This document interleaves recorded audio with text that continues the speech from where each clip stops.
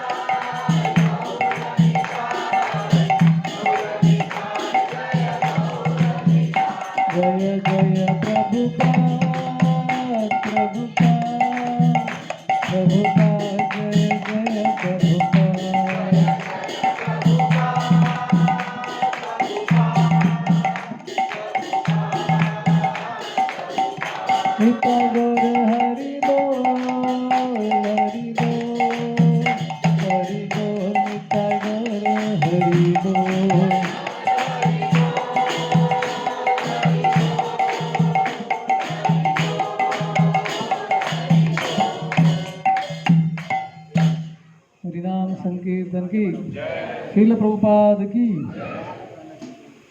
ओम अज्ञानतिमिरन्धस्य ज्ञानाञ्जनशलाकाय चक्षुरुन्मिलितं येन तस्मै श्रीगुरवे नमः।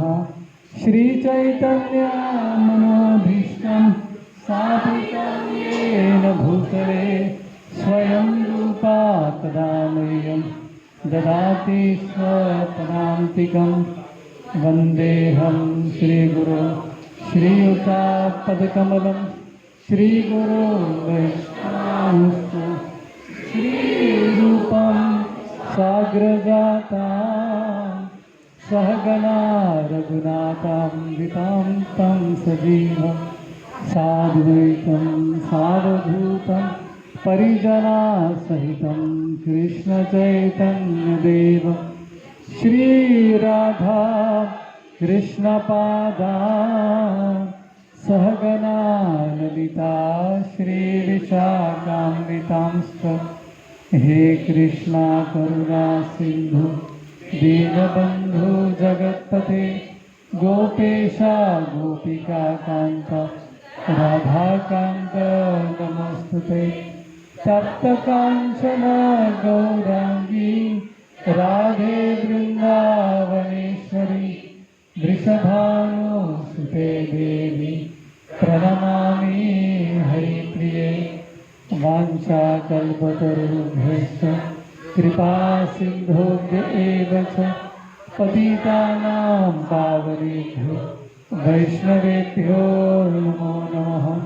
नमः ॐ विष्णुपादाय कृष्णपृष्ठाय भूतले श्रीमते भक्तिवेदान्त स्वामिनिते नामिने। नमस्ते सरस्वती देवी गौरवाणी प्रचारिणे निर्विशेषा शून्यवादी पाश्चात्यदेशतारिणे। जय श्री कृष्ण चैतन्य प्रभु नित्यानंद, श्री अद्वैत गदाधर शिवासादि गौर भक्तवृंद। हरे कृष्णा कृष्णा कृष्णा हरे हरे, हरे राम राम राम हरे हरे। हरे कृष्णा कृष्णा कृष्णा हरे हरे, हरे राम राम राम हरे हरे। हरे कृष्णा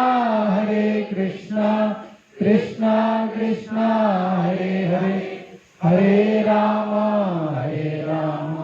राम राम हरे हरे। वाञ्छाकल्पतरुभ्यश्च कृपा सिन्धुभ्येव च पतितानां पावनेभ्यो वैष्णवेभ्यो नमो नमः। मूकं करोति वाचालं पङ्गुं लङ्घयते गिरिं यत्कृपातमहं वन्दे श्रीगुरुं दीनतारिणं परमानन्दमाधवं श्रीचैतन्य ईश्वरम्।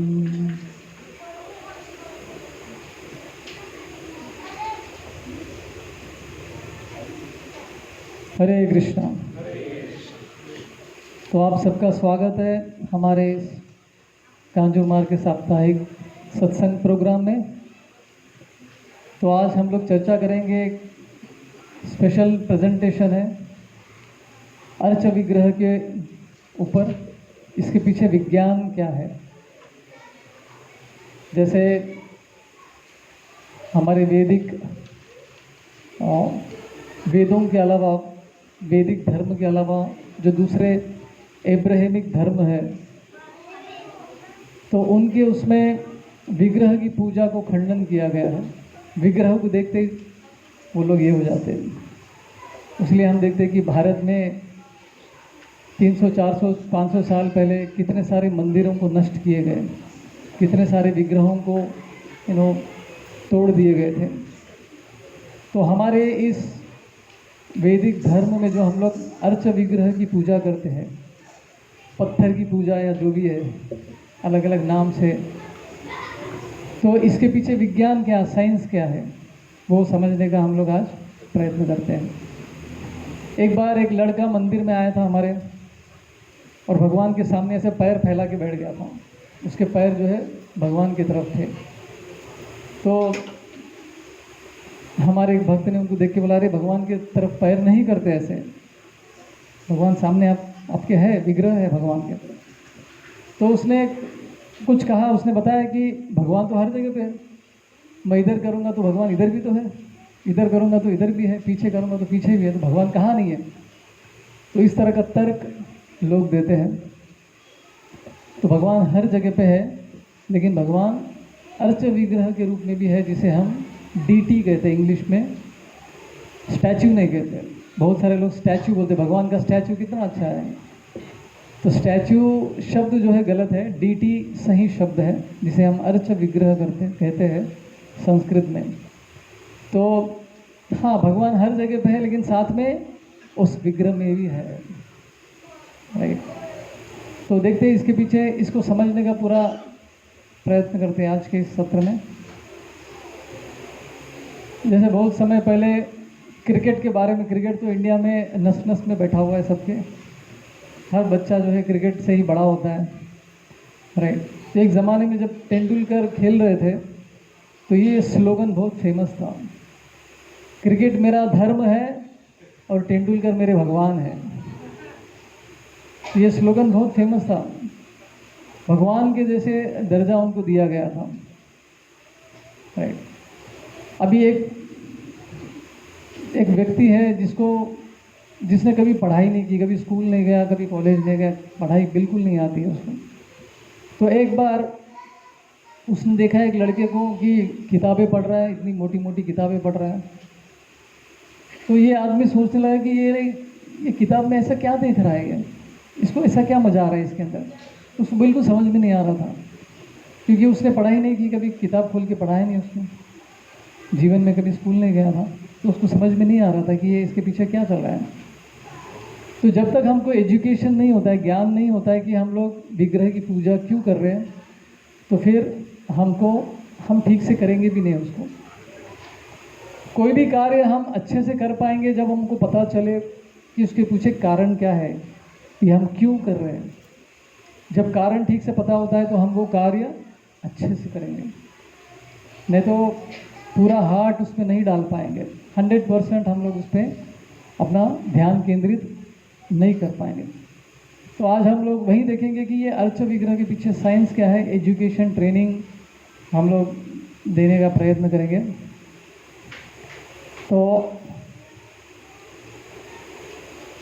तो महात्मा गांधी का ये विग्रह है कि ये स्टैचू है? अरे अभी तो मैंने बोला स्टैचू नहीं बोलने का, विग्रह बोलने का।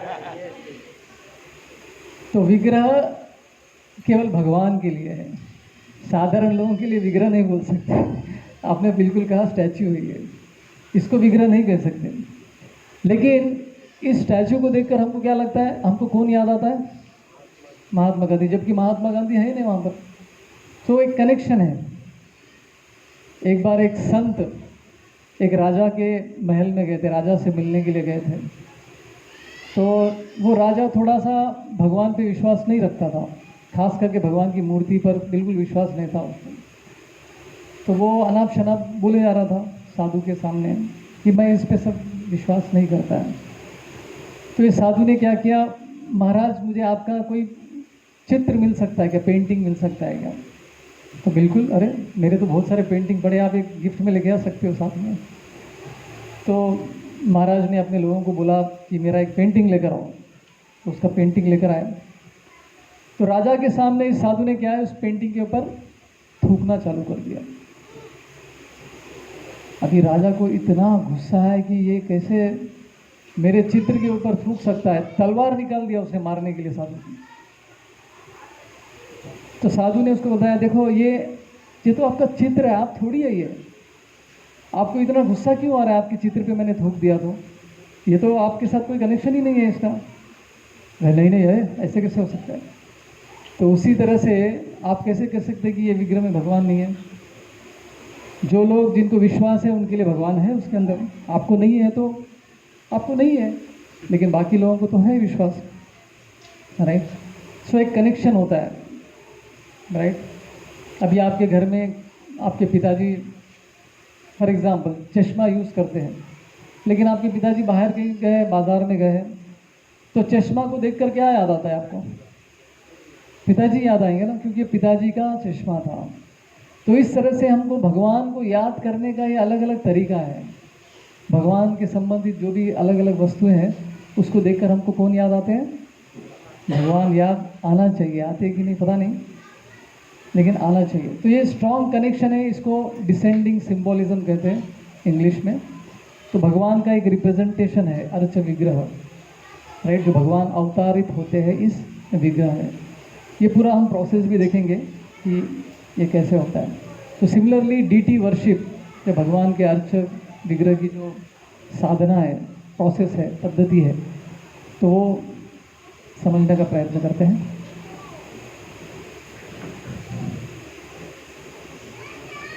तो ये अर्च विग्रह की जो आराधना है, इसके पीछे जो बेसिस क्या है, इसके पीछे नींव क्या है, फाउंडेशन क्या है, राइट। तो भगवान का जो रूप है, भगवान अपने भक्त को उसके हृदय में रिवील करते, बताते हैं कि मैं इस तरह से हूँ करके। तो उसके आधारित भक्त जो है किताबें लिखे हैं, राइट। सो उदाहरण के रूप में शिल्प शास्त्र करके एक शास्त्र है, एक लिटरेचर है, जिसमें बताया कि भगवान की मूर्ति कैसे बनानी चाहिए, साइज़ क्या होना चाहिए, अगर भगवान का ये साइज़ का मूर्ति अगर बनाना है तो उनका चेहरा कितना होना चाहिए, बाकी सब अंग कितने प्रोपोर्शन में होना चाहिए, राइट। तो ये सब कुछ डिटेल में इस शास्त्र में दिया है। हम कुछ भी पत्थर लेके अपने हिसाब से नहीं बना सकते, इसके पीछे पूरा साइंस है। जैसे ये राम जी का विग्रह का एग्जाम्पल यहाँ पर दिया है। अभी रिसेंटली राम लला का विग्रह की स्थापना हुई थी अयोध्या में। तो आप लोगों को पता है ये विग्रह कहाँ बनाई गई थी? कर्नाटक में मैसूर के एक व्यक्ति ने जो जिनको जानकारी थी ये शास्त्र का, तो उसी के आधारित पर उन्होंने ये भगवान की विग्रह बनाई है। ऐसा नहीं कि कोई भी बना सकता है, पूरा इसके पीछे एक साइंस होता है। खास करके भगवान का जो विग्रह बनाते हैं ये शास्त्र पर आधारित होता है। मतलब कार्विंग किस तरह से होनी चाहिए, जैसे कृष्ण का अगर विग्रह बनाना है तो 3 बेंडिंग होना चाहिए, तीनों तरफ जो है भगवान का जो है बेंड होता है शरीर। तो ये कोई इमेजिनरी चीज़ नहीं, काल्पनिक चीज़ नहीं है, इसके पीछे पूरा विज्ञान है, उसके आधारित पर ही है भगवान के विग्रह बनाए जाते हैं। अभी अगला प्रश्न आता है कि क्या भगवान का सच में कोई आकार है क्या, फॉर्म है क्या? आप में से कितने लोग विश्वास करते हैं कि भगवान को रूप है?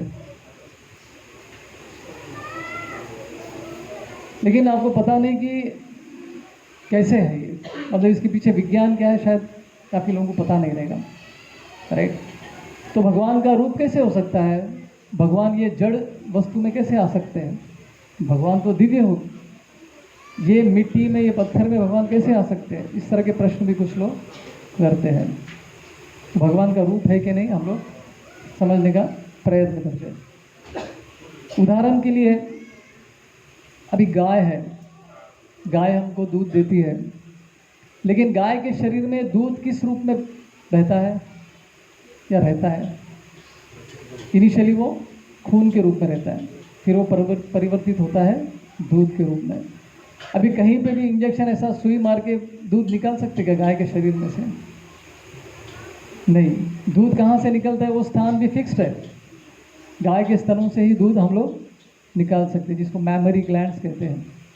तो उसी तरह से भगवान हर जगह पे है, सर्वव्यापी है। जैसे उस लड़के ने कहा कि भगवान तो हर जगह पे है, मैं यहाँ पैर रखूँगा तो वहाँ पे भी तो भगवान है, सच है। लेकिन भगवान को एक्सेस करने के लिए हमको वो पता होना चाहिए कि कैसे एक्सेस करना है, उसका एक तरीका होता है।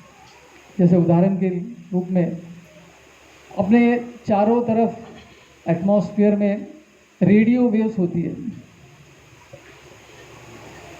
अभी भी कोई रेडियो सुनता है यहाँ पे? कोई है ऐसा अभी भी रेडियो चलाता है आज के ज़माने में? ज़रूरत ही नहीं, राइट? मोबाइल में सब कुछ है। लेकिन जब हम लोग छोटे थे तो रेडियो में कमेंट्री आता था, रेडियो में पता नहीं वो आपकी फरमाइश वाले गाने आते थे, सब काफ़ी कुछ आता था उसमें। तो ये रेडियो वेव्स को अगर हमको ये करना है, कैप्चर करना है, आप सुनना है उसकी आवाज़, तो उसके लिए क्या करना पड़ेगा? एक रेडियो की ज़रूरत होती है, रिसीवर जिसे हम कहते हैं। रेडियो वेव्स तो चारों तरफ है, लेकिन उसको वो गाना सुनने के लिए, वो जो भी बोल रहे हैं उसमें सुनने के लिए आपको रेडियो को ट्यून करना पड़ता है, फ्रीक्वेंसी ट्यून करना पड़ता है। क्या 98.4 क्या है वो? जीतू राज का कौन सा है वो? मिर्ची ना कुछ तो, रेडियो मिर्ची। अभी तो उसका चला गया, फेम चला गया, अभी तो कोई सुनता भी नहीं रहेगा। तो रेडियो वेव्स को एक्सेस करने के लिए हमको रेडियो की ज़रूरत पड़ती है, जिसे हम रिसीवर कहते हैं। फिर एंटीना होता है, फिर उसको ट्यून करना पड़ता है, तब जाके हम सुन पाते हैं। तो भगवान तो हर जगह पे है, लेकिन भगवान की कृपा को प्राप्त करने के लिए हमको ट्यून इन करना पड़ता है। जैसे रेडियो को हम लोग ट्यून करते हैं, तब जाके हम भगवान को की कृपा को देख सकते हैं, महसूस कर सकते हैं।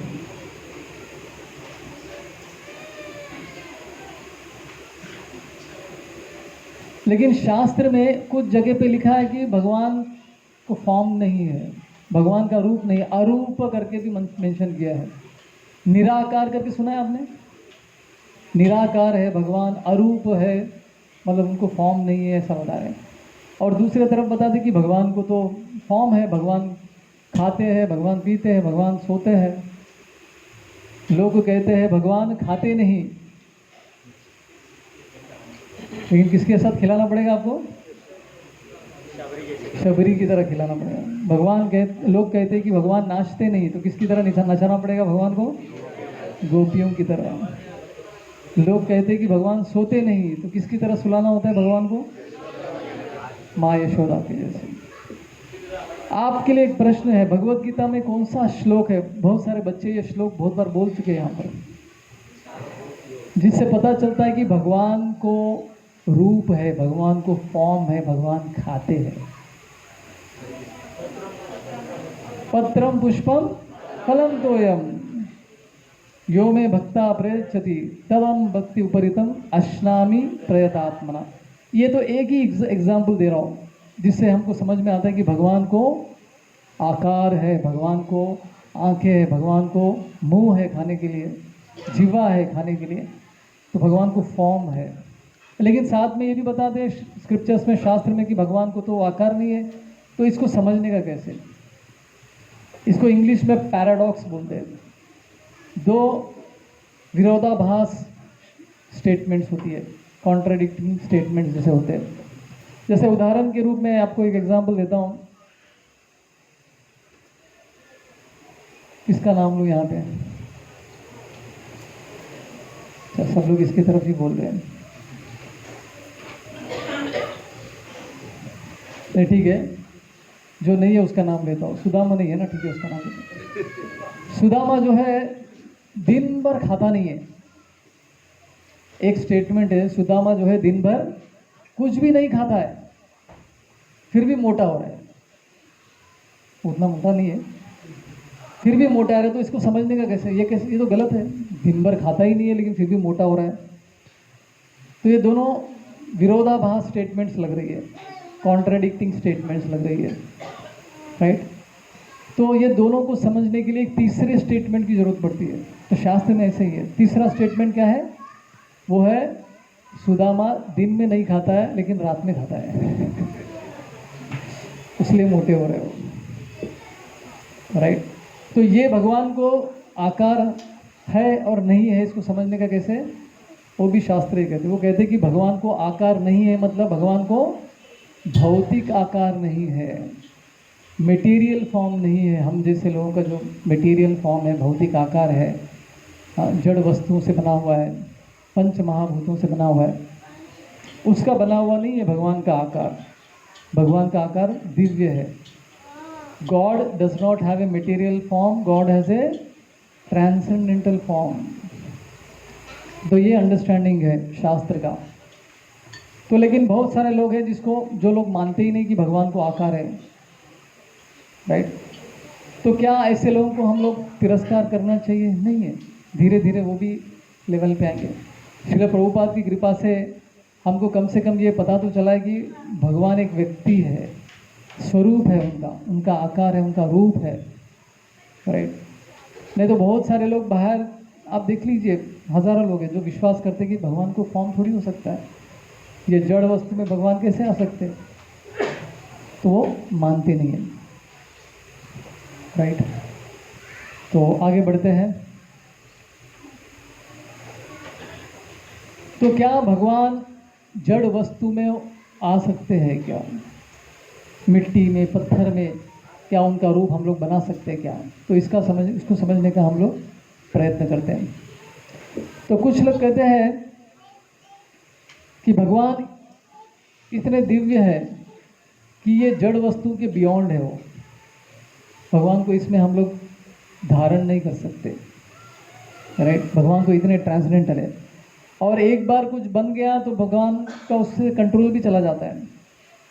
जैसे कहा जाता है कि किसी वॉच मेकर ने एक वॉच बनाया, रिस्ट वॉच बनाया। रिस्ट वॉच बना के बाद में उसको बताया गया कि आपको इसके ऊपर कुछ भी कंट्रोल नहीं है, आप इसका कुछ भी नहीं कर सकते, ये ख़राब हुए तो आप रिपेयर भी नहीं कर सकते। ऐसा नहीं होता है ना, जो बनाया उसको तो सब कुछ कंट्रोल है उसके ऊपर। तो भगवान ने कोई जड़ वस्तु बनाई है तो भगवान का उसके ऊपर कंट्रोल भी है। कुछ लोग ये भी कहते हैं कि भगवान ने ब्रह्मांड बनाया और इतने सारे ग्रह प्लैनेट्स घूम रहे हैं, अभी भगवान का उसके ऊपर कुछ कंट्रोल नहीं है। एक बार बना दिया ख़त्म। ऐसा नहीं है, भगवान चाहे तो कुछ भी कर सकते हैं, नहीं तो भगवान बोलने का कोई मतलब ही नहीं है, राइट? कुछ लोग कहते हैं कि भगवान जैसे ही जड़ वस्तु में आते हैं वो अपना आकार उनका चला जाता है, राइट? अभी एक पेपर है, उसको फाड़ दिए तो उसका आकार चला गया, 2 टुकड़े में हो गया, ओरिजिनल पेपर गायब हो गया। तो वैसे ही भगवान जब इस जड़ वस्तु में आते हैं, पत्थर में आते हैं, तो वो अपना स्वरूप खो जाते हैं, लूज करते हैं। ऐसा भी कुछ लोग कहते हैं, राइट? तो इसको कैसे समझने का देखते हैं आगे।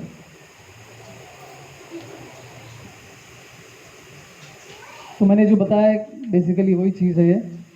सो मैटर इतना लिमिटेड, मैटर मतलब क्या है? जो पंच महाभूतों से बना हुआ है। राइट, पंच महाभूत क्या है? भूमिर अपो अनलो वायु खम मनो बुद्धिर एव च। तो पहले 5 जो है महाभूत है, पानी, जल, आकाश, वायु, अग्नि और पृथ्वी। तो ये 5 चीज़ें जो है, ये 5 चीज़ों से जो भी वस्तु बनती है उसको हम जड़ वस्तु कहते हैं, मैटर कहते हैं। राइट। तो कुछ धर्मों में बात बताया जाता है कि भगवान इतने दिव्य है कि वो पत्थर में कैसे आ सकते हैं, भगवान को आप सीमित कैसे कर सकते हो पत्थर में लेकर आकर, ऐसा कुछ लोग कहते हैं। और जड़ जो है, मैटर जो है, इतना इम्प्योर है, दूषित है, और भगवान इतने पवित्र है, वो कैसे दूषित जड़ वस्तु में आ सकते हैं, ऐसा भी कुछ लोग कहते हैं। लेकिन इसको समझने का हम प्रयत्न करते हैं आगे के स्लाइड्स में।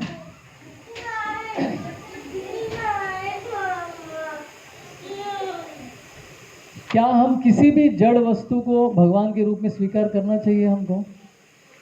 जैसे गांव में क्या होता है, किसी पेड़ के नीचे किसी ने कुमकुम डाल दिया, 2 फूल डाल दिया, 2 सिक्के भी डाल दिए, तो क्या होता है, पीछे लाइन लग जाती है, बाकी सब लोग अरे इधर भगवान प्रकट हो, भगवान आ गए, भगवान आ गए। तो बहुत सारे लोग जो है अंधविश्वास से ही इसको स्वीकार करते हैं, उनको पता ही नहीं कि ये सच में इधर भगवान है कि नहीं है। तो प्रश्न ये आता है, क्या हर पत्थर भगवान है? प्रश्न आपको ही किया जा रहा है। राइट, नहीं है। लेकिन भगवान कभी कभी डायरेक्ट जड़ वस्तु में भी आ जाते हैं। वही तो हमारे डिस्कशन का आज का मुद्दा है। राइट। तो शास्त्र कहते हैं कि 3 रूप में भगवान जो है प्रकट होते हैं डायरेक्टली जड़ वस्तु में। एक तो अर्थ विग्रह जो जिस पे हम लोग चर्चा कर रहे हैं, और 2 कोई बता सकता है कि डायरेक्टली भगवान जो है मटेरियल फॉर्म में आते हैं? तो बताना चाहेगा दूसरे 2 मटेरियल फॉर्म्स क्या हो सकती है?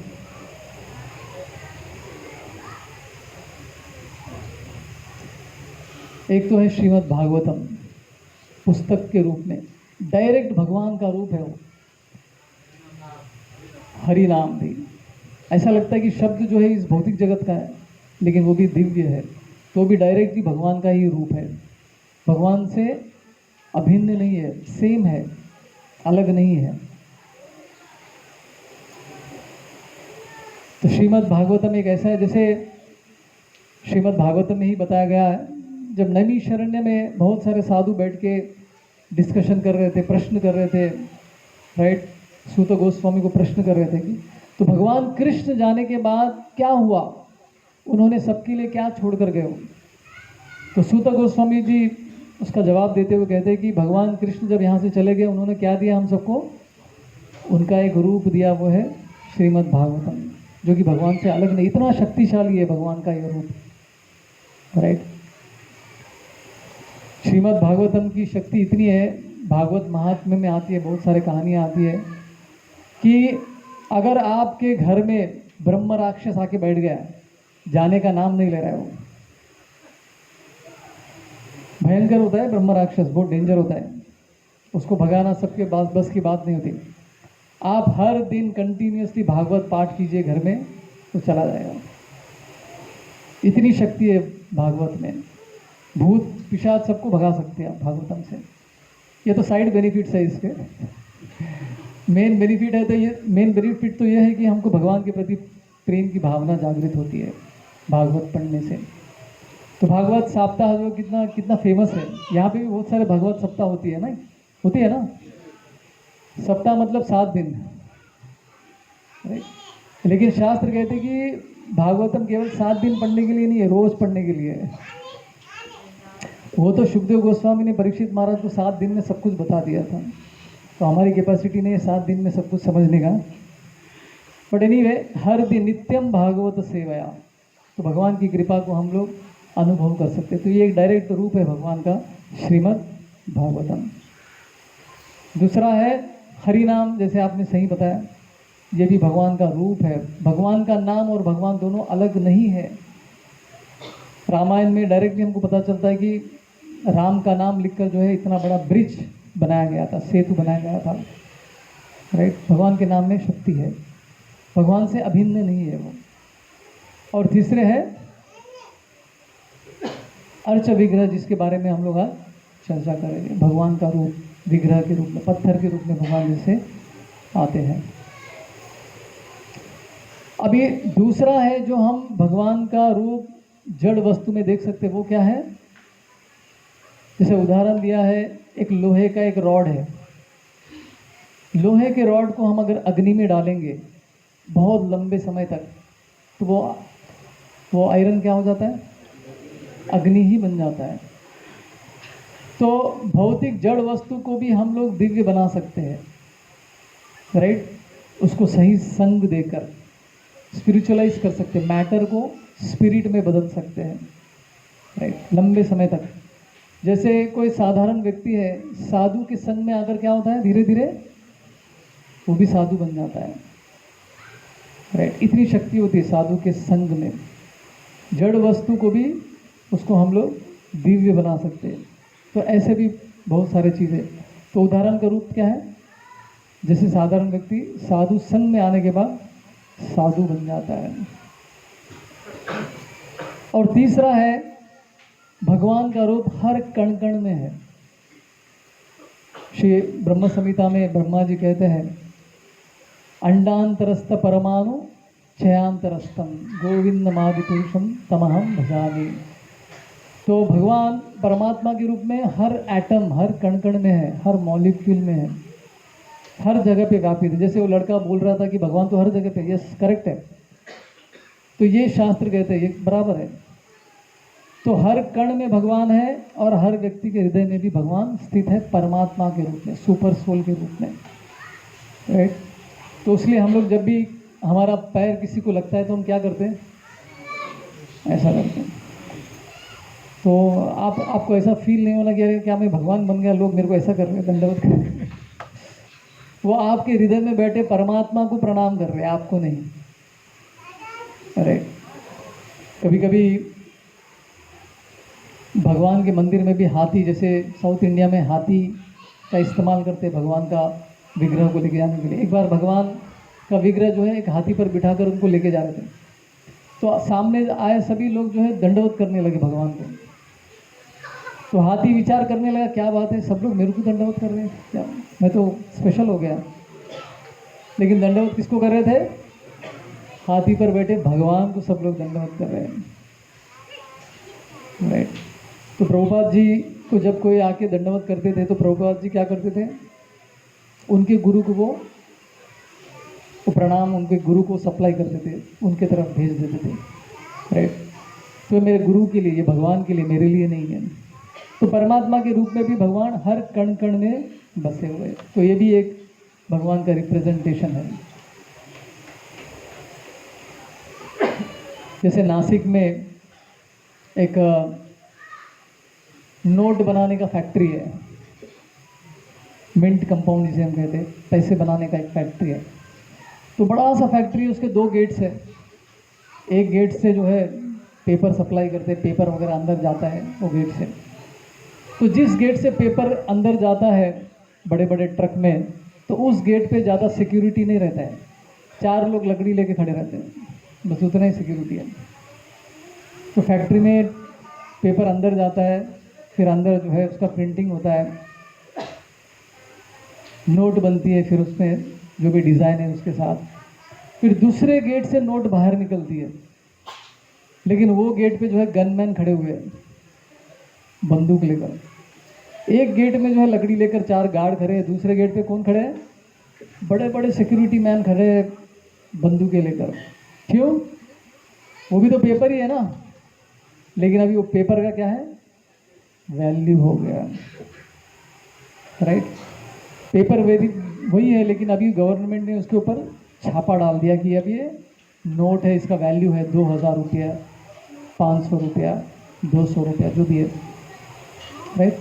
तो उसी तरह से पत्थर तो बहुत बहुत सारे पत्थर है किसी भी पत्थर की हम पूजा नहीं कर सकते, केवल उसी पत्थर की पूजा कर सकते हैं जिसको भगवान के शुद्ध भक्त ने डिक्लेयर किया कि इसमें भगवान है। उसका उस पर सिग्नेचर होना चाहिए, राइट। जब तक वो नहीं बोलता कि भगवान इसमें विराजमान नहीं हुए तो उसको हम भगवान के रूप में स्वीकार नहीं कर सकते। जैसे उदाहरण के रूप में करेंसी नोट है, पेपर तो वही है, पत्थर वही है, लेकिन उसका वैल्यू कब बढ़ता है? जब भगवान के शुद्ध भक्त जो है भगवान का आह्वान करते हैं, जिसे प्राण प्रतिष्ठा कहते हैं। भगवान के मंदिर में जब भगवान की स्थापना होती है, जब रामलला जी की स्थापना हुई तो उस समय पे क्या हुआ? पूरा प्राण प्रतिष्ठा का प्रोसेस लंबा था। वो अलग अलग मंत्र, मुद्राएं, मंत्र तंत्र वगैरह सब करके भगवान को आह्वान करते, तब जाके भगवान उस पत्थर में आते। नहीं तो आप जयपुर में जाएंगे, आपने तो कितने लोग जयपुर गए हैं, तो जयपुर बहुत फेमस है, वहाँ पे भगवान की विग्रह बनती है, राधा कृष्ण की विग्रह भी बहुत सारे वहाँ पे बनती है। तो वहाँ पे वो विग्रह बनाने वाला क्या करता है, विग्रह बनाते बनाते एक हाथ में सिगरेट भी रहता है उसका, या दारू पी के आता है, कुछ भी करके आता है। तो जब वो विग्रह बना रहा है तो उसमें भगवान नहीं थे, राइट। बाद में जब उसका भगवान का प्राण प्रतिष्ठा होता है, अभिषेक होता है, शुद्ध भक्त जो है भगवान को आह्वान करते उसमें विराजमान होने के लिए, तब जाके भगवान उसमें आते। तब वो पत्थर क्या बनता है? मूर्ति बनता है, अर्च विग्रह बनता है। तब तक उसको हम अर्च विग्रह नहीं कह सकते हैं।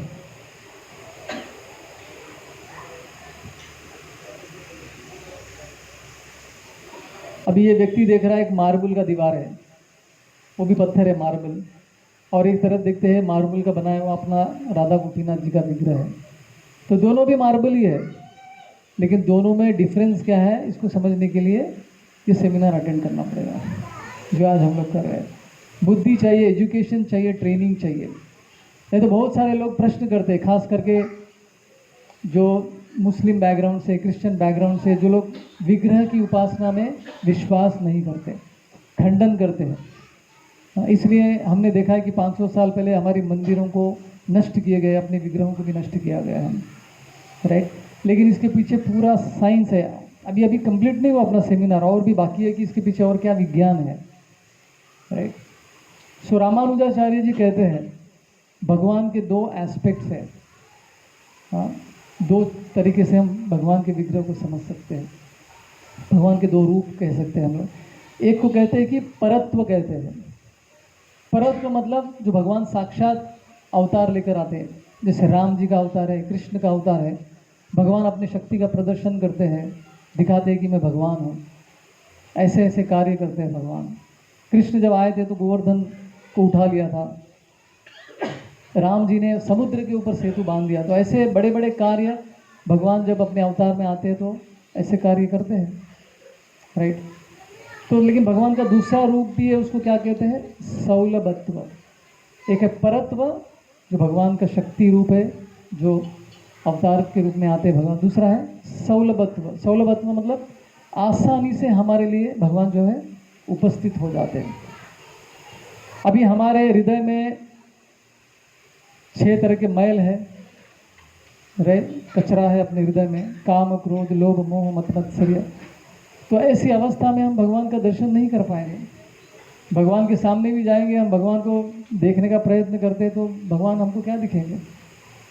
विग्रह को निहारेंगे, बस उतना ही, राइट। एक बार भक्ति सिद्धांत सरस्वती ठाकुर प्रवचन दे रहे थे मंदिर में, उनके आश्रम में। तो एक व्यक्ति आया भगवान का दर्शन करने के लिए, भगवान को देखे जा रहा है, और यहाँ पे उनका क्लास चल रहा था। तो सरस्वती ठाकुर जी ने उसको बुलाया, बोला कि आप क्या देख रहे हो? बोला भगवान का रूप देख रहा हूँ। तो आपको दिख गए क्या? बोला नहीं दिखे तो नहीं, लेकिन प्रयत्न कर रहा हूँ। बोला दिखेंगे नहीं, आप बैठो इधर, प्रवचन सुनो पहले। तो भगवान का देखने का तरीका क्या है? पहले कानों से श्रवण करना होगा। उसके लिए हमारी स्थिति में जिसमें इतना मल हमारे हृदय में बैठ जमा हुआ है, तो हमको भगवान दर्शन नहीं देंगे। इतनी आसानी से थोड़ी ना भगवान दर्शन देंगे। हमको ऐसी सेवा, ऐसी भक्ति करनी चाहिए जिससे भगवान तत्पर हो जाए देखने के लिए, अरे ये कहाँ है मेरा भक्त, किधर है किधर है। तो इसलिए चैतन्य महाप्रभु जब भगवान का दर्शन करते थे तो कहाँ खड़े रहते थे वो? गरुड़ जी के यहाँ पे खड़े रहते थे, गरुड़ स्तंभ के यहाँ पे गरुड़ जी के पीछे खड़े रहते थे दर्शन लेने के लिए। तो कारण क्या है? तो चैतन्य महाप्रभु बताते कि भगवान के परम भक्त है गरुड़ जी, और भगवान की दृष्टि अवश्य गरुड़ जी पे गिरेगी, और उनके ऊपर दृष्टि गिरेगी तो उनके पीछे मैं जो खड़ा हूँ शायद मेरे ऊपर भी उनकी दृष्टि गिर जाए। तो ये है भगवान के दर्शन लेने का तरीका। सबसे इम्पोर्टेंट तो क्या है? श्रवण करके भगवान के दर्शन लेने, सुनकर। तो सौलभत्व मतलब क्या है? आसानी से भगवान अर्च विग्रह मूर्ति के रूप में हमारे लिए उपलब्ध हो जाते हैं। अभी 4 पुरुषार्थ क्या है, कोई बताना चाहेगा? धर्म अर्थ काम मोक्ष। सुना है आप लोगों ने, सबने? हमको धर्म करना चाहिए, हमारे धर्म का पालन करना चाहिए शास्त्रों के अनुसार, और धर्म का पालन करते करते जो अर्थ हमको मिलता है, जो धन हमको मिलता है, उससे हम अपने जीवन शैली, जीवन को बिता सकते हैं। हाँ, जो भी इंद्र तृप्ति करना है कर सकते हैं। धर्म अर्थ काम इंद्र तृप्ति। और जो इंद्र तृप्ति कर करके इतना थक गए, पक गए, उसके बाद लगेगी अरे ये सब बेकार है, चलो भगवान के शरण में जाते हैं, तो मोक्ष की राह पे व्यक्ति जाता है। तो धर्म अर्थ काम मोक्ष, ये 4 पुरुषार्थ कहते हैं। इसके अलावा पंचम पुरुषार्थ भी है, कोई बताना चाहेगा वो क्या है? कृष्ण प्रेम, जो कि मोक्ष के भी ऊपर है। भगवान के प्रति प्रेम की भावना हृदय में उत्पन्न करना। तो कृष्ण प्रेम प्राप्त करने के लिए भगवान जो है एक आसान तरीका हमको क्या दे रहे हैं? अर्च विग्रह के रूप में हमारे सामने उपस्थित हो रहे हैं। क्या आप ऐसे व्यक्ति को प्रेम करेंगे जिनको आपने देखा ही नहीं है? यहाँ पर कोई ऐसे व्यक्ति है जो ऐसा कर सकते हैं? आपने कभी उनको देखा ही नहीं है, हाँ, तो उनसे प्रेम करना है, लेकिन कृष्ण प्रेम हमको प्राप्त करना है, ये संभव नहीं है। तो इसलिए भगवान जो है अर्च विग्रह के रूप में आए, बोले ठीक है मेरी सेवा कर, विग्रह के रूप में मेरी सेवा कर, और जब सेवा करते करते करते जो है तुम्हारा हृदय शुद्धिकरण हो जाएगा, तब जाके तुम मुझसे प्रेम कर पाओगे। पहले ज़माने में जो विवाह, मैरिज का जो बेसिस क्या था? सेवा था। ऐसा नहीं कि बाहरी रूप से देखिए कि लड़की सुंदर है, लड़का एकदम सुंदर है, अच्छा कमाता है, ये देखकर शादी नहीं होता था। दोनों एक दूसरे की सेवा किस तरह से कर सकते हैं, इस पर आधारित विवाह होते थे पहले। जैसे हमने सुना है पुराने ज़माने में ऐसी शादियां होती थी, लड़का लड़की जो है शादी के दिन एक दूसरे को देखते थे। यहाँ पे कोई है जिनकी ऐसी शादी हुई? क्या बात है, आप तीनों को दंडवत प्रणाम है मेरा, चारों को। अभी भी अपने पास उदाहरण है, शादी के दिन आपने लड़की को देखा या लड़के को देखा, हाई स्टैंडर्ड है। आज के ज़माने में क्या होता है? देखना दूर की बात है, साथ में घूमना फिरना चालू हो जाता है। एक दूसरे को समझने का प्रयत्न कर रहे हैं हम लोग, जमेगा तो हम शादी करेंगे, नहीं तो नहीं करेंगे। तो ये शादी किस पर आधारित है? शादी का आधार क्या होना चाहिए? सेवा करने की भावना होनी चाहिए, तभी जाकर वो शादी जो है लंबे समय तक टिकता है। नहीं तो सुंदरता कितने दिन रहती है? 35 साल होने के बाद खत्म, सुंदरता गायब। फिर क्या बच जाता है? व्यक्ति का चरित्र, उसका गुण बच जाता है। अगर अच्छा गुण है तो गाड़ी चलती रहेगी, नहीं तो फिर एक दूसरे के साथ कॉम्प्रोमाइज़ करके गाड़ी आगे बढ़ाते हैं। मैक्सिमम मैरिज, सॉरी टू से, आज के ज़माने में कॉम्प्रोमाइज़ भी है, क्योंकि हम लोग सब परफेक्ट नहीं है, केवल कृष्ण भगवान ही परफेक्ट है। हम सबके अंदर कुछ ना कुछ कमियां, लेकिन सेवा करने की भावना है, भगवान हमारे जीवन का केंद्र है, तो गाड़ी आराम से चल सकती है। तो सौलभत्व मतलब क्या है? भगवान अर्च विग्रह के रूप में हमारे सामने आए और हम उनकी सेवा आराधना कर सकते हैं। आप में से कितने लोगों के घर में विग्रह है? भगवान के विग्रह है। कुछ भक्तों के घर में है, यहाँ पर जगन्नाथ जी है, कुछ लोगों के घर पे गौर निताय है। तो भगवान जब विग्रह के रूप में घर में आते हैं तो हम लोग क्या क्या सेवाएं करते हैं? उनकी आरती करते हैं, उनकी भोग लगाते हैं, उनको खाना खिलाते हैं, और श्रृंगार करते हैं भगवान को, डेकोरेशन करते हैं, कपड़े पहनाते हैं, ज्वेलरी पहनाते हैं, और बस इतना ही। जिनके शयन भगवान को सुलाते हैं।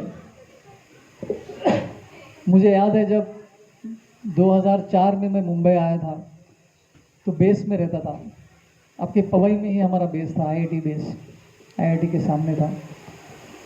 तो पहली बार मुझे बेस में रहने को मिला। वहाँ पे भगवान के अर्च विग्रह थे, गौर निताय, चैतन्य महाप्रभु नित्यानंद प्रभु जी थे। तो वहाँ पे भगवान को स्नान भी करा सकते हैं हम, अगर वो गौर निताय होंगे तो। जगन्नाथ जी का स्नान नहीं करा सकते हम। तो भगवान का अभिषेक हम लोग 15 दिन में एक बार, एकादशी के दिन भगवान को अभिषेक करते थे, स्नान करते थे। हल्का सा गर्म पानी से हम लोग स्नान करते थे, करवाते थे भगवान का। और रात में भगवान को सुलाते थे और उनके चरण को दबाते थे सुलाने से पहले। अभी एक ज़माने में परंपरा थी, बेटे बच्चे जो है अपने माता पिता के चरण दबाते थे रात में सोने से पहले। राजस्थान में शायद लोग करते होंगे अभी भी। मैं अपेक्षा नहीं कर रहा हूँ कि अभी ऐसा कोई करता है, लेकिन ये पहले होता था। उसी तरह से भगवान के चरण हम लोग दबा सकते हैं, रात में भगवान को सुला सकते हैं, भगवान के लिए लोरी भी गा सकते हैं। तो इस तरह से करते करते एक दिन क्या होता है, वो विग्रह के प्रति हमारे मन में प्रेम की भावना आ जाती है, सेवा कर करके, कर करके। सो प्रेम का आधार क्या है? सेवा। राधानाथ स्वामी महाराज श्रील प्रभुपाद जी कहते हैं कि प्रेम और सेवा दोनों में कोई अंतर नहीं है, दोनों एक दूसरे के साथ घनिष्ठ संबंध है दोनों का। सेवा नहीं है तो प्रेम नहीं है, प्रेम नहीं है तो सेवा नहीं है, राइट। तो इसलिए भगवान ने कृपा दृष्टि बरसाते हुए हमारे लिए भगवान जो है अर्च विग्रह के रूप में हमारे सामने आ गए। तो इसके पीछे ये विज्ञान है, ताकि हम सेवा कर सके। सेवा करते करते करते जो है उनके प्रति हमारे मन में प्रेम की भावना उत्पन्न हो जाए। तो लेकिन इस विग्रह के रूप में भगवान अपना शक्ति का प्रदर्शन नहीं करेंगे। जैसे भगवान खुद अवतार लेके आते हैं तो अपना शक्ति का प्रदर्शन करते हैं, लेकिन अर्च विग्रह के रूप में जब भगवान आते हैं तो अपनी शक्ति का प्रदर्शन नहीं करते हो। उनकी इच्छा है तो कभी कभी कर लेते, लेकिन जनरली नहीं करते।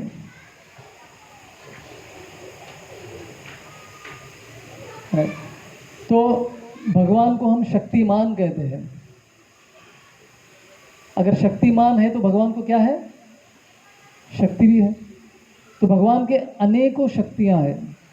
तो उसमें से भगवान की ये पंच महाभूत भी भगवान की शक्तियों में आता है। भूमि, अपो, अनलो, वायु, खम, ये 5 चीज़ें भगवान की शक्तियां ही है, जिसे हम मैटर कहते हैं या फिर जड़ वस्तु कहते हैं, राइट। तो भगवान चाहे तो किसी भी रूप में आ सकते हैं, जड़ में भी वो आ सकते हैं।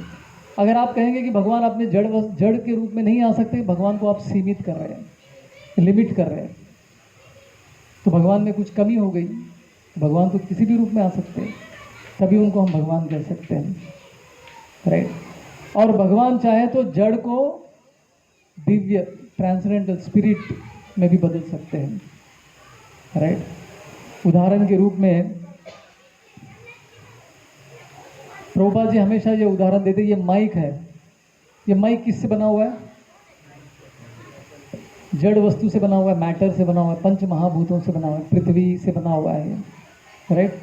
तो ये तो जड़ है, लेकिन इस जड़ वस्तु को जब हम कृष्ण कथा में उपयोग करेंगे तो ये क्या हो गया?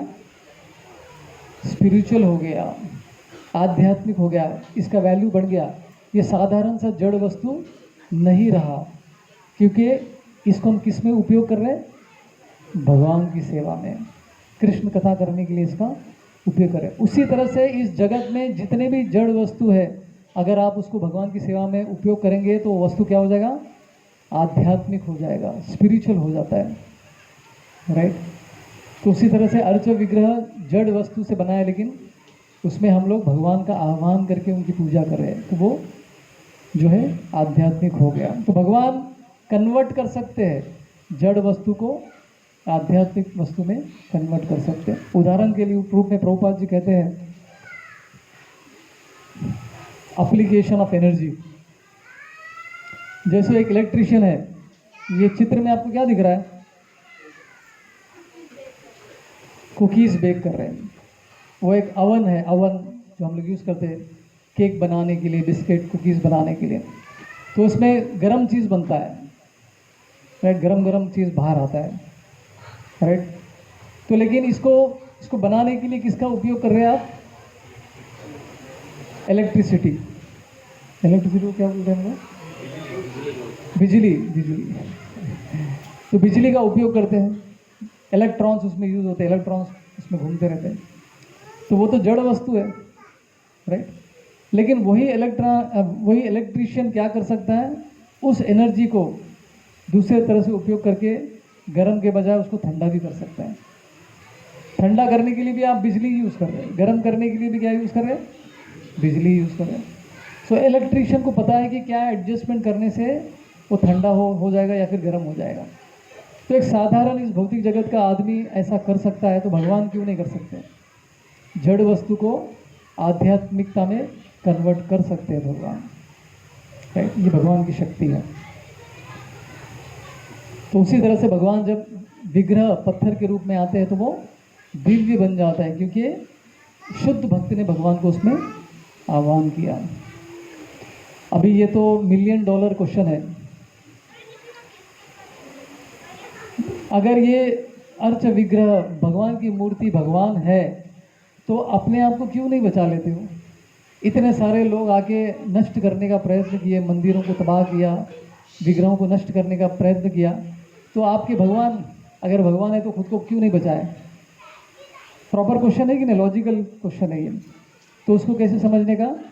सेम चीज़, सौलभत्व। सौलभत्व मतलब भगवान जो है अपना शक्ति का प्रदर्शन नहीं करते जब वो अर्च विग्रह के रूप में आते हैं। तो भगवान की रक्षा करने का दायित्व किसका है? हमारा है, भक्तों का है, भगवान का नहीं है। इसलिए आप देखेंगे जब मुगलों ने मंदिरों पे अटैक किया था तो वहाँ के पुजारी क्या करते थे? भगवान को, विग्रह को निकाल के कहीं छुपा देते थे। कोई पानी में छुपा देता था, कोई नीचे ज़मीन में गाड़ के भगवान को वहाँ रख देते थे। इस तरह से कितने सारे स्टोरीज हैं। आप में से कितने लोग अति वरदराज को देखने के लिए गए थे कांचीपुरम में? अति वरदराज जो इतने समय से पानी में, 40 साल से पानी के अंदर भगवान के विग्रह थे। तो मुगलों के अटैक से डर से वहाँ के पुजारी ने क्या किया? भगवान को पानी में छुपा दिया था, राइट। तो भगवान को, जब भगवान अर्च विग्रह के रूप में आते हैं, उनको बचाने की, उनकी रक्षा करने की दायित्व किसका है? भक्तों का है, भगवान का नहीं है। जब राम जी खुद आएंगे तो उनको बचाने के लिए हमको जाने की आवश्यकता नहीं है, वो अपना शक्ति का प्रदर्शन खुद करेंगे, राइट। लेकिन जब वो विग्रह के रूप में आते हैं तो वो दायित्व हमारा हो जाता है। कहा जाता है कि भगवान के अर्च विग्रह की रक्षा कैसी करनी चाहिए? जैसे हम नवजात शिशु, छोटे से बालक का करते हैं, छोटे से बच्चे का हम जिस तरह से पालन पोषण करते हैं, रक्षा करते हैं, उसी तरह से अर्च विग्रह की भी रक्षा करनी चाहिए, ये शास्त्र कहते हैं। जैसे मैं ये उदाहरण दे रहा था, एक सच्ची घटना है। इस्कॉन के जो मायापुर में इस्कॉन का जो मंदिर है, राइट, वेस्ट बंगाल में, तो वहाँ पे हमारे उस मंदिर में कुछ डकैत लोगों ने अटैक किया था भगवान के विग्रह को लूटने के लिए। उनको पता चला कि भगवान के ये विग्रह जो है सोने के बने हैं, तो लेकिन सोने के नहीं बने थे। प्रभुपाद जी ने पहले ही बताया कि हमारे विग्रह सोने के नहीं रहेंगे और भगवान के ऊपर जो ज्वेलरी रहेगा वो भी सोने का नहीं रहेगा। क्यों? अगर वो सोने का यूज़ करेंगे तो चोरी करने के लिए चोर आते रहेंगे मंदिर में। तो प्रभुपाद जी ने पहले डिक्लेयर कर दिया। तो लेकिन ये डकैत को लगा कि इनके विग्रह सोने के बने हैं, तो लूटने के लिए वो लोग बंदूक लेके मंदिर में आ गए थे अटैक करने के लिए। तो राधा रानी के विग्रह को बचाने के लिए हमारे एक सन्यासी, जिनका नाम है हिज होलीनेस भक्ति राघव स्वामी महाराज, चित्र में जो काठी लेके खड़े हैं, तो ये डकैतों ने बमबारी भी किया था। तो एक बमबारी में क्या हुआ, इनके 2 पैर चले गए। ये राधा रानी के विग्रह को बचाने के लिए भाग रहे थे, तो बम गिरने की वजह से इनके पैर नष्ट हो गए। तो ये एक उदाहरण है कि कैसे ये भक्त की जिम्मेदारी है, दायित्व है भगवान के विग्रह को बचाने का। भगवान खुद आके अपने आप को नहीं बचाएंगे विग्रह के रूप में, तो ये जानना भी बहुत जरूरी है। तो भगवान का यहाँ पे फंक्शन अलग है, कार्य अलग है, राइट। तो मूर्ति के रूप में भगवान जो हमारे सामने आते हैं उसका मेन कार्य क्या है? ताकि हम उनकी सेवा कर सके, सेवा के माध्यम से अपने हृदय में उनके प्रति प्रेम की भावना जागृत कर सके। तो यही एक कारण है, दूसरा कोई उनका कार्य नहीं है। कुछ लोग बोलते हैं क्या अर्च विग्रह भगवान की मूर्ति जादू दिखा सकते हैं, मिराकल दिखा सकते हैं क्या? क्या आपके भगवान मिराकल्स दिखा सकते हैं? क्या आप लोग क्या कहते हैं, दिखा सकते हैं? देखा है आपने किसी ने? अद्वैत क्या भगवान के विग्रह मिराकल दिखा सकते हैं, चमत्कार दिखा सकते हैं? दिखा भी सकते हैं और नहीं चाहते तो नहीं भी दिखा सकते, उनके ऊपर है। लेकिन हमको इसके ऊपर निर्भर नहीं होना है। बहुत सारे लोग भक्ति में आते हैं, उनको चमत्कार देखना है, तो ऐसे लोग कहाँ पे जाते हैं? बाबाओं के पास जाते हैं जो भस्म निकाल सकते हैं, सब भस्म निकालते हैं। अरे वाह, क्या महान बाबा है। लेकिन वो भस्म निकालने से आपके जीवन में क्या परिवर्तन हुआ है? भस्मीभूतस्य, तो आपका लाइफ में कुछ परिवर्तन नहीं हुआ है, वो अपना नोट छाप रहा है, राइट। तो भगवान, जो व्यक्ति चमत्कार के ऊपर निर्भर होता है वो उसका भक्ति कैसे होता है? सेंटिमेंटल होता है, भावुक भक्त हो जाता है। और जिस दिन एक बुरा अनुभव हो गया भक्ति में, सब छोड़ के चला जाता है, क्योंकि वो किस पे निर्भर था? चमत्कारों पे, भावनाओं पर निर्भर था। अरे भावुक भक्त जिसे हम कहते हैं। तो बहुत सारे लोग भगवान के सामने जाके ऐसा आंखों से अश्रु निकल जाता है, ऐसा लगता है कि वो उच्च कोटि का शुद्ध भक्त भगवान के मंदिर में आ गया। लेकिन वही व्यक्ति बाहर जाके वही गड़बड़ काम करता रहता है। सेंटिमेंटल भक्ति कहते हैं इसे हम लोग, राइट। जब जीसस क्राइस्ट आए थे तो उन्होंने एक चमत्कार दिखाया था। खाने के लिए कुछ नहीं था तो उन्होंने क्या किया? सबके लिए ब्रेड का इंतज़ाम किया, सबके थाली में जो है ब्रेड आ गया। वाह, क्या बात है, राइट। तो हमको चमत्कार के ऊपर निर्भर नहीं होना है, विज्ञान पर निर्भर होना है कि भगवान की भक्ति के पीछे विज्ञान क्या है, वो समझना जरूरी है। तब हम अच्छे भक्त बन सकते हैं।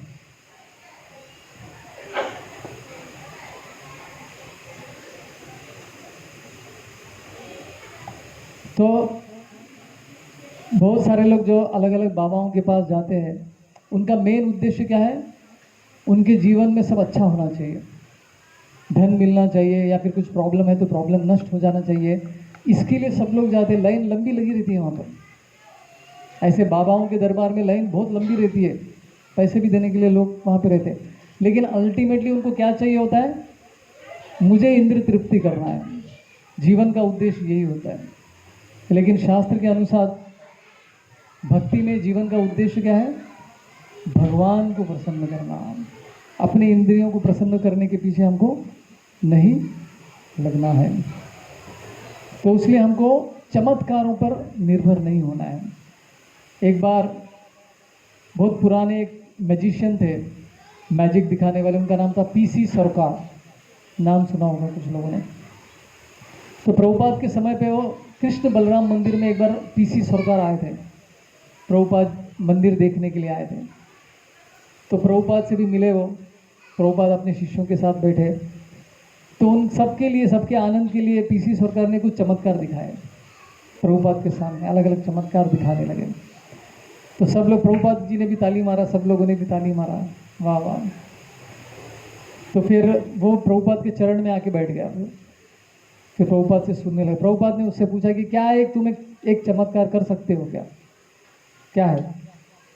इन सभी जीवों को जन्म मृत्यु के चक्र से छुटकारा दिला सकते हो क्या? बोला ये मेरे बस की बात नहीं है। तो प्रभुपाद के शरण में आ गया हूँ।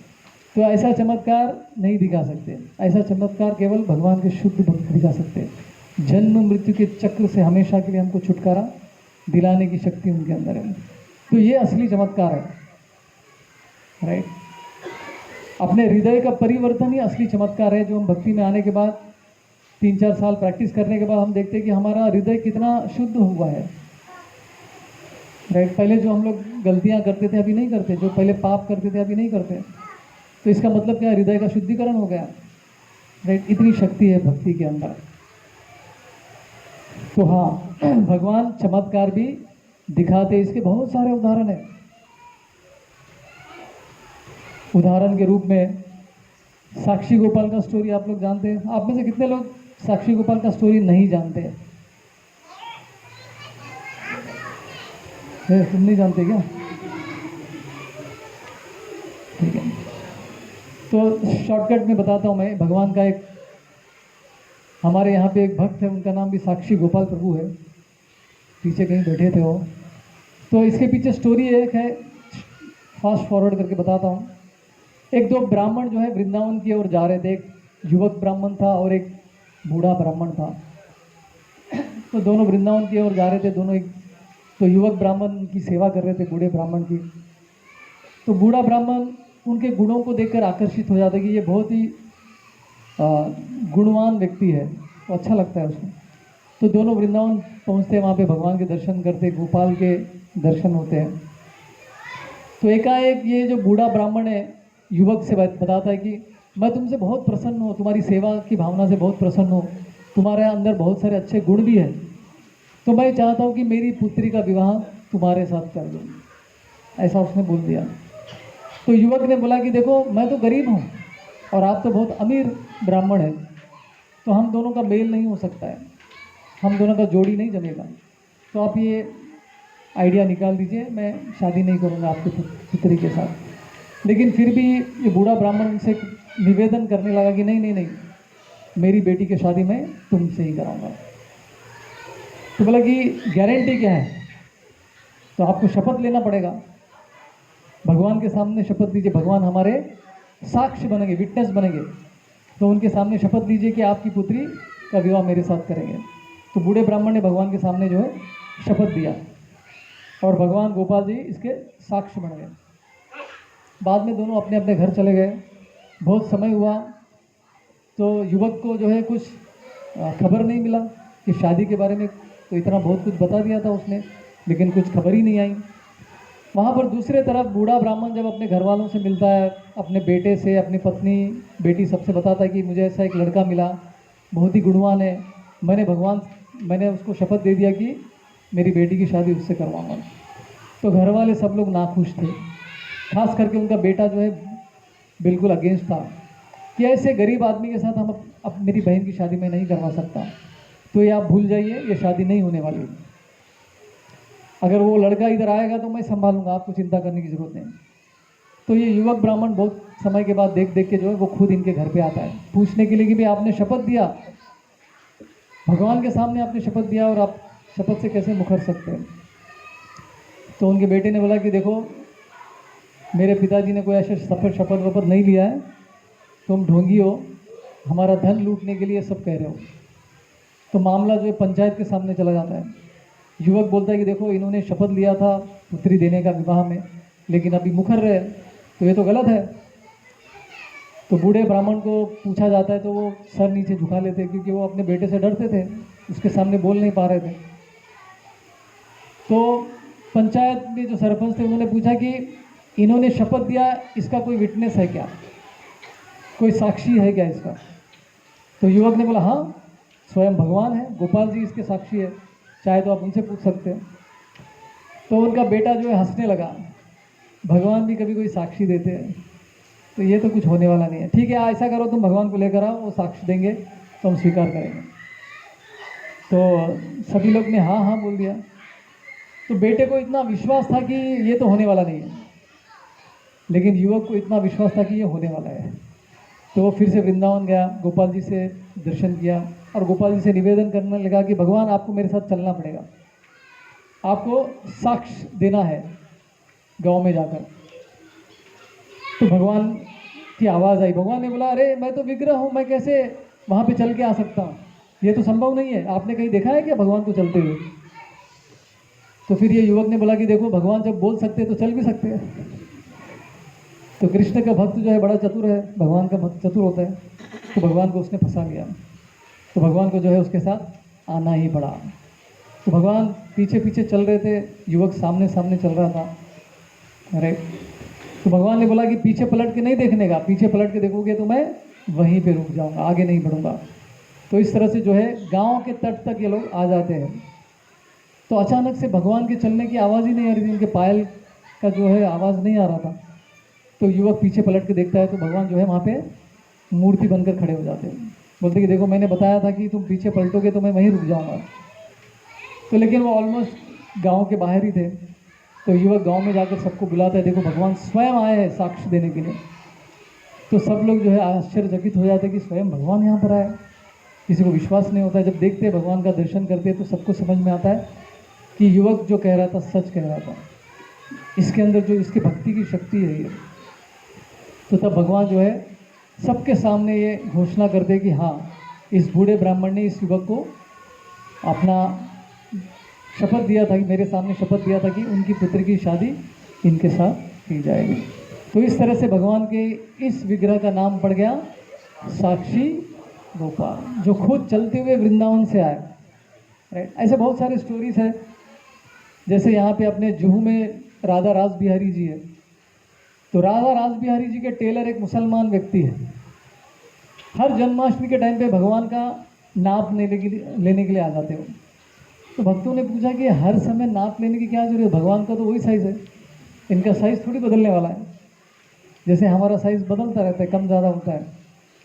तो फिर उस मुसलमान व्यक्ति ने बोला कि नहीं भाई, आपके ये भगवान बड़े विचित्र है, कभी कभी उनका साइज़ बढ़ जाता है।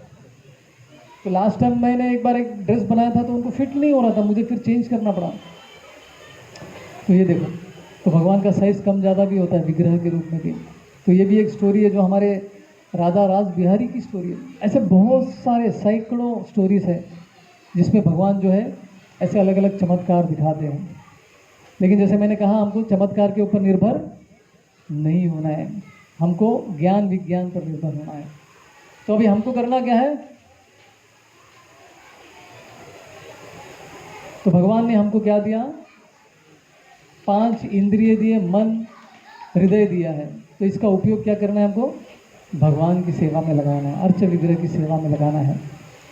राइट, जैसे जगन्नाथपुरी के जो राजा है वो क्या करते थे, जगन्नाथ जी के रथ यात्रा के सामने झाड़ू मारने के लिए आते थे। इतने बड़े राजा, लेकिन भगवान के सामने झाड़ू मारना जो है बहुत बड़ा पोजीशन होता है। आप में से कितने लोगों ने भगवान के मंदिर में झाड़ू लगाया?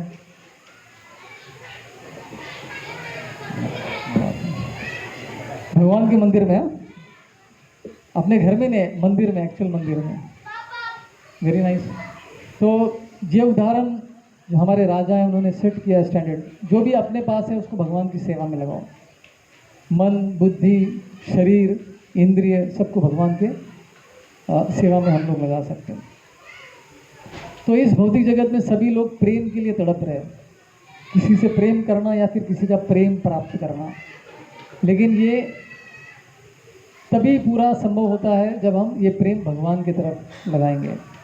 भगवान से प्रेम करेंगे तो और किसी से प्रेम करने की आवश्यकता नहीं, ऑटोमेटिकली हो जाएगा। राइट, तो भगवान की सुंदरता से हमको प्रेम करना है। इसके ऊपर भी बहुत सारी स्टोरीज है, समय का अभाव है तो इसलिए मैं थोड़ा आगे बढ़ रहा हूँ।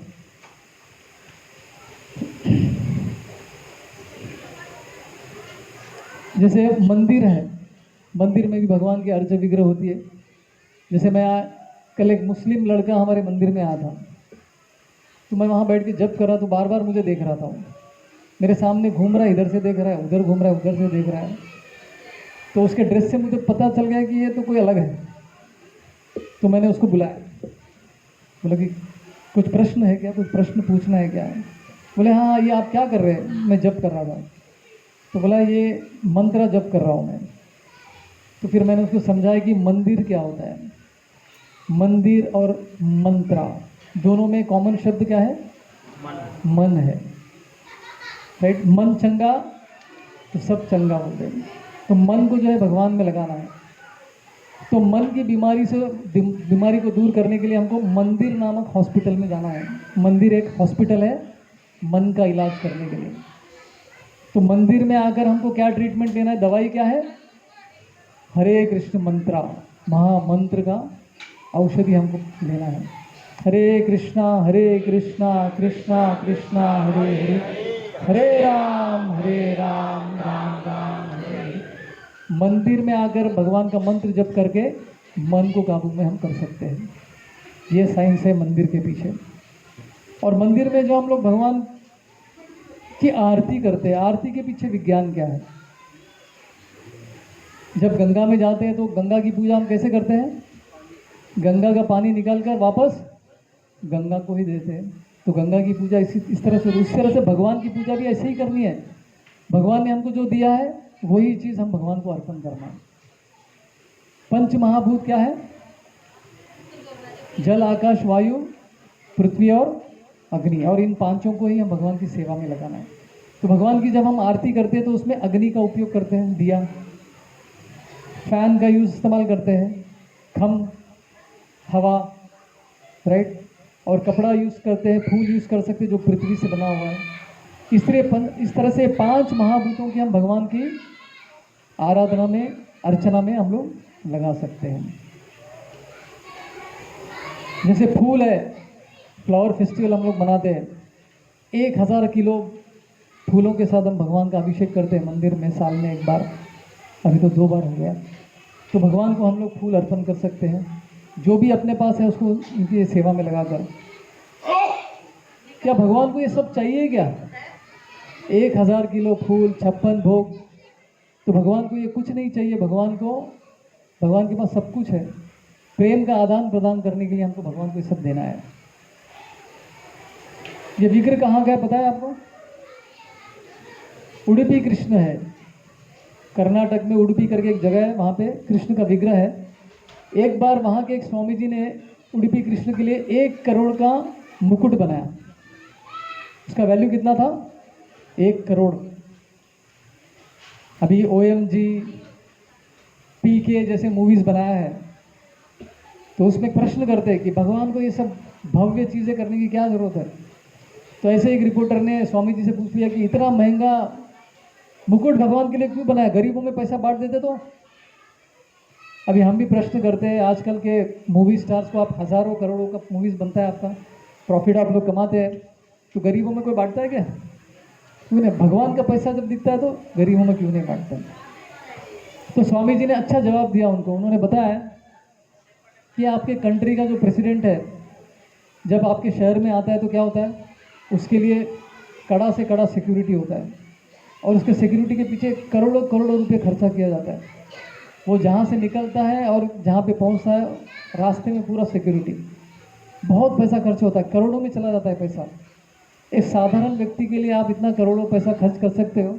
भगवान तो तीनों लोगों के स्वामी हैं, सर्वलोक महेश्वरम। तो ऐसे भगवान को 1 करोड़ का मुकुट तो कुछ भी नहीं है। इनके लिए तो सारे पृथ्वी का जो है संपत्ति इनकी सेवा में हम लोग लगा सकते हैं, राइट। इस्कॉन के मंदिर में आपने कभी घंटी नहीं देखी होगी, राइट। तो घंटी बजाने से क्या होता है? वातावरण शुद्ध हो जाता है कि साउंड वाइब्रेशन से। लेकिन इस्कॉन के मंदिर में आपको घंटी नहीं मिलेगी, उसके बदले में क्या मिलेगा आपको? कीर्तन मिलेगा। तो घंटी की तुलना किससे गई? जो घंटी का बाहरी जो उसका रूप है उसकी तुलना की गई हमारे मुंह से। अपना मुंह जो है घंटी की तरह है, और उसके अंदर जो बजने वाला चीज़ है वो क्या है? हमारा जीवा है, टंग। घंटी हुआ कि नहीं अभी? तो हमको इस जीवा को बजाना है, जैसे घंटी बजाते हैं। तो क्या बजाना है? हरे कृष्णा कृष्णा कृष्णा हरे हरे, हरे राम राम राम हरे हरे।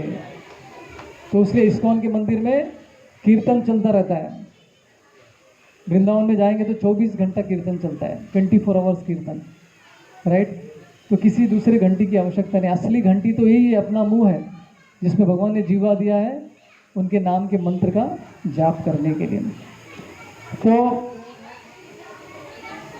हम लोग घर में भी मंदिर बना सकते हैं।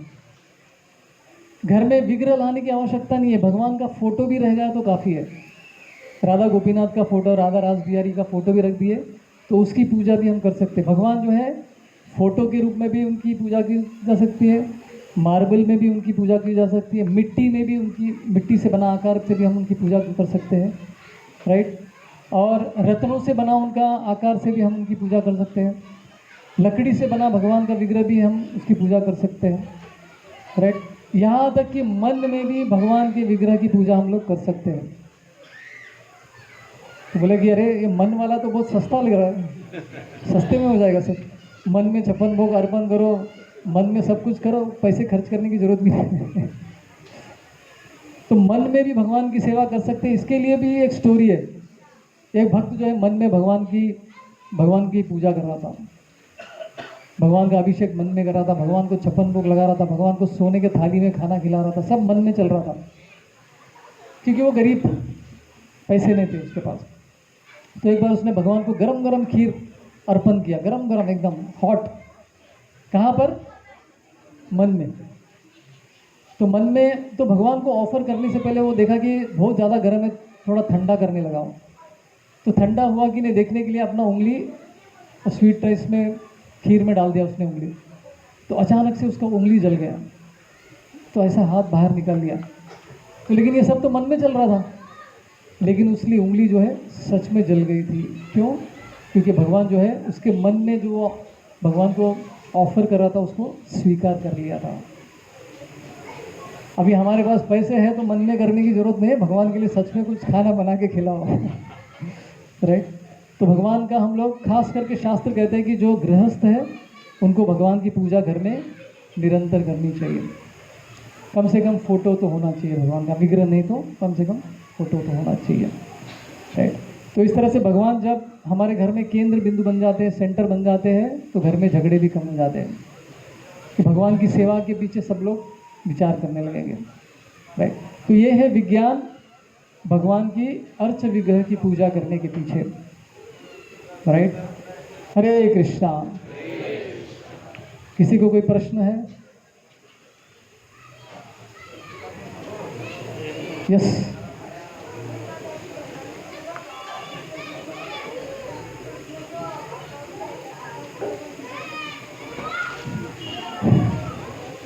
प्रभु जी प्रश्न कर रहे हैं कि भगवान की हम लोग पंच महाभूतों से उनकी सेवा करनी चाहिए। तो पंच महाभूत में आकाश भी आता है, राइट। आकाश की सेवा हम कैसे कर सकते हैं? शंख बजाकर, राइट। बिना आकाश के शंख नहीं बजा पाएंगे हम लोग, उसके लिए भी वैक्यूम की जरूरत पड़ती है, राइट, तभी जाके शंख बजता है। तो शंख इतना ऑस्पिशियस होता है, जब शंख नाद करते हैं हम लोग तो सारे बैड एलिमेंट्स, जो भी गंदे जो भी वाइब्रेशन से सब दूर हो जाती है। तो इस तरह से आकाश की सिर्फ केवल पंच महाभूत ही नहीं है, मन बुद्धि अहंकार को भी हम भगवान की सेवा में लगा सकते हैं, राइट। मन कैसे लगा सकते हैं? मंत्रा चैंट करके, जप करके भगवान का। बुद्धि कैसे? भगवत गीता पढ़ के, भागवतम पढ़ के। अहंकार को हम कैसे भगवान की सेवा में लगा सकते हैं? भगवान के सामने झुककर। दूसरे के सामने तो झुक नहीं सकते, कम से कम भगवान के सामने तो झुकना चाहिए। इसलिए हमारे पुराने मंदिर जो है उनके द्वार छोटे रहते थे, भगवान के दरवाजे छोटे रहते थे, ताकि कम से कम वहाँ तो झुक के जाओ अंदर करके। तो इस तरह से भगवान की सेवा में हम लोग सब लगा सकते हैं। और कोई प्रश्न है किसी को?